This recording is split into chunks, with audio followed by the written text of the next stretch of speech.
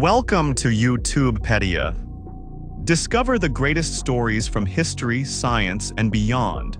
If you're curious about the world, subscribe now and join our journey through knowledge. Let's get started. Triple H, the rise of the game.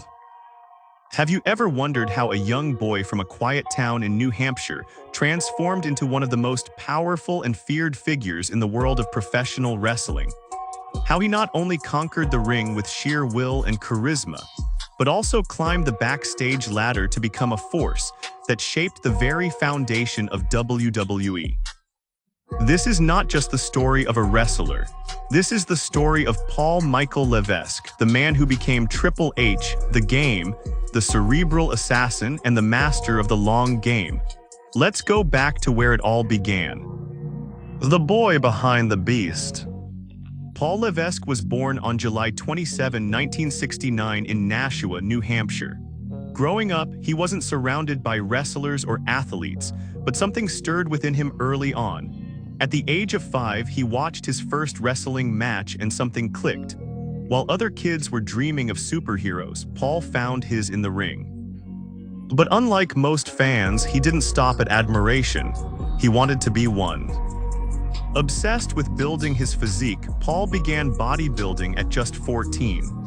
By 19, he had already won Mr. Teenage New Hampshire, showing a level of discipline that was rare at such a young age. He had one goal in mind: to make it to the top of the wrestling world. But the path wasn't easy. The world of professional wrestling wasn't just about strength. It was about character, charisma, and connections. And Paul had to fight for every inch. Humble beginnings and hard lessons.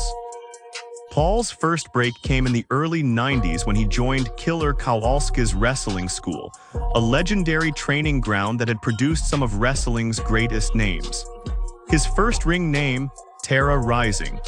And while it might sound a bit ridiculous today, back then, he was just a kid trying to stand out. He started wrestling in the International Wrestling Federation, IWF, but soon caught the attention of WCW World Championship Wrestling in 1994. There he was rebranded as Jean-Paul Levesque, a snobby French aristocrat with a fake accent. It was laughable, but Paul played it with full commitment. Still, WCW didn't see the star he would become, but someone else did. In 1995, Paul made the jump to WWF, now WWE. He debuted as Hunter Hearst Helmsley, once again playing the aristocrat, but this time it worked. Slowly, the fans started noticing the precision in his style, the cold focus, the methodical attacks. And more importantly, WWE management began to see his potential. But then came the disaster. The curtain call incident, rise delayed. In 1996, Triple H was part of a group known as The Clique, along with Shawn Michaels, Kevin Nash, Scott Hall, and Sean Waltman. This group was known not just for their in-ring chemistry, but for their backstage power. When Nash and Hall were about to leave WWF for WCW, they decided to break character and say goodbye publicly to their friends, including Triple H, in front of a live crowd at Madison Square Garden. This was unheard of in wrestling. The moment became known as the curtain call. Because Vince McMahon couldn't punish Shawn Michaels, the champion, and Nash and Hall were already leaving, Triple H took the full heat. His planned King of the Ring win was taken away, and he was buried in the mid-card for months. But this is where Paul's resilience showed. He didn't complain, he didn't leave, he worked harder. The evolution of the game. In 1997, fate turned. After earning back trust backstage, Triple H finally won King of the Ring. And soon, a partnership was reborn. D-Generation X alongside Shawn Michaels was formed. This wasn't just a tag team. It was a cultural revolution in wrestling. Degenerates, rebels, rule breakers. They mocked authority, crossed boundaries, and defined the Attitude Era.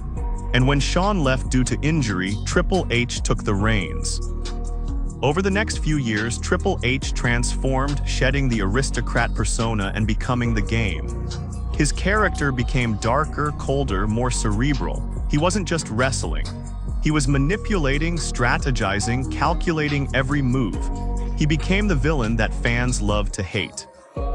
And then came the titles, the glory, the wars with The Rock, Stone Cold Steve Austin, Mick Foley, The Undertaker, Kurt Angle. Each feud further carved his legend. But behind the scenes, another story was unfolding. The power couple and political games. In the early 2000s, Triple H entered a storyline marriage with Stephanie McMahon, the daughter of WWE Chairman Vince McMahon. What began as a script turned into real life. Their on-screen romance became reality, and soon Triple H was not just in love, he was becoming family. This sparked countless rumors. Some said he used the relationship for power. Others believed their bond was genuine. But no one could deny Triple H was now untouchable. As his in-ring career flourished, his backstage influence grew stronger. From being a performer, he was slowly transitioning into a backstage architect, shaping WWE's future. The blood, sweat, and injuries. But nothing came without a price. Triple H's career was also filled with brutal injuries.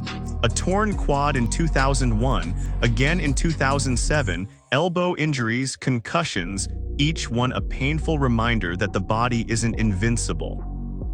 But each time, he returned stronger. His comeback matches were legendary. His 2002 return at Madison Square Garden is still considered one of the loudest crowd reactions in WWE history. The rise of the architect, from superstar to executive. As the 2000s rolled on, Triple H began to shift. He was no longer just chasing titles, he was chasing influence. While still performing at the highest level, he had one eye behind the scenes, observing, learning, planning. He started sitting in on production meetings, talking to writers, studying the art of storytelling from a corporate level. And being married to Stephanie McMahon, the daughter of the most powerful man in wrestling, gave him proximity to a world few wrestlers had access to. But Triple H didn't just want proximity, he wanted mastery. And so began one of the most calculated transformations in WWE history, from warrior to kingmaker. NXT: The Hidden Kingdom. In 2010, a quiet project began within WWE. What started as a low-budget reality show soon evolved into something far more ambitious, something revolutionary. Triple H envisioned a brand that would return wrestling to its roots. Less about the glitz, more about the grit, less Hollywood, more hunger. And thus, NXT was born. Behind the scenes, many scoffed at the idea. Why invest in unknown talent when you already had superstars? But Triple H saw the future, and he was building it one wrestler at a time. He created the WWE Performance Center, a state-of-the-art training facility unlike anything the industry had seen. He handpicked talent from all over the world, indie darlings, Olympic athletes, international icons.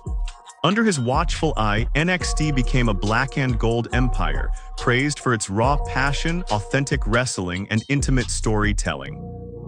Names like Seth Rollins, Roman Reigns, Kevin Owens, Finn Balor, Sasha Banks, Charlotte Flair, Becky Lynch, and Bayley all passed through his gates. And Triple H wasn't just creating stars, he was sculpting the future. A creative vision or political power. But not everyone celebrated his rise. There were whispers in the locker room that Triple H played politics better than anyone, that he knew how to position himself, when to step back and when to strike. Some believed he used his marriage to gain favor. Others said he genuinely earned his spot through relentless work ethic and a deep love for the business. Perhaps the truth lies somewhere in between. But one thing was certain. Triple H was no longer just a performer. He was now a central force in WWE's creative engine. He reportedly clashed with Vince McMahon on several creative directions. While Vince often leaned toward the flashy and cinematic, Triple H championed wrestling purity, long-term storytelling, and character depth. For years, fans chanted, "Let Triple H run the show." Every time NXT outshined WWE's main product, the chants grew louder. Was he the future, or was he just playing the long game? Health crisis, the heartbeat that almost stopped. In 2021, everything changed. News broke that Triple H had suffered a serious cardiac event. It was sudden, shocking, and for the first time, fans realized that the game was not invincible. He underwent surgery and stepped away from his duties. Rumors spread. Would he ever return? Would he be pushed out of WWE's future? During this time, NXT was rebranded as NXT 2, with brighter colors and a younger, flashier tone, a clear move away from Triple H's vision. Many saw it as the end of his empire. But in true Triple H fashion, he wasn't done yet. The silent return and corporate revolution. In 2022, following Vince McMahon's shocking resignation amid scandal, a power vacuum opened in WWE, and quietly Triple H returned. First as head of talent relations, then as chief content officer overseeing all creative in WWE. Suddenly, the future was in his hands. And what followed was nothing short of extraordinary. Old legends returned, storylines became deeper, the quality improved, ratings surged. Fans around the world echoed one thought: Triple H is saving wrestling. But the question remained, was this the game he had been playing all along? Had Triple H spent decades carefully building trust, learning every corner of the business, preparing to one day sit on the throne Vince once held? And if so, what was his endgame? The secrets he never told. For all his success, Triple H remains a man wrapped in mystery. Behind his stern glare is a mind that sees every angle. A strategist who never overplays his hand. He rarely does interviews. He keeps his personal life guarded. Some say he's calculating, others say he's just smart.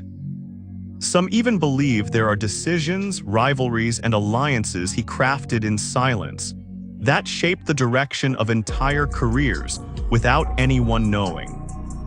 He has outlasted almost everyone. He's watched champions rise and fall. He's seen empires crumble and helped build new ones. And now, with the weight of the WWE on his shoulders, the man once known as the Game is no longer just playing it. He is the game. Legacy etched in stone. Triple H is a 14-time world champion, a Royal Rumble winner, a King of the Ring, and a WWE Hall of Famer. But beyond the accolades, his true legacy might lie in the stars he created, the stories he told, and the empire he's still building. Whether you love him or hate him, whether you see him as a genius or a puppet master, one thing is clear. Triple H is one of the most influential figures in the history of professional wrestling. And his story is still being written. If you enjoyed diving into the hidden world of Triple H, his rise, his secrets, his legacy, then don't forget to hit that like button. Got a theory about the Game? Think Triple H was always planning to take over WWE? Or maybe you have a favorite match or moment? Let us know in the comments below. We love hearing your thoughts. And if you want more mysterious, powerful, and legendary stories like this, subscribe to Youtube Pedia and turn on the bell so you never miss a single moment of the truth behind the icons. This is more than wrestling. This is the untold story.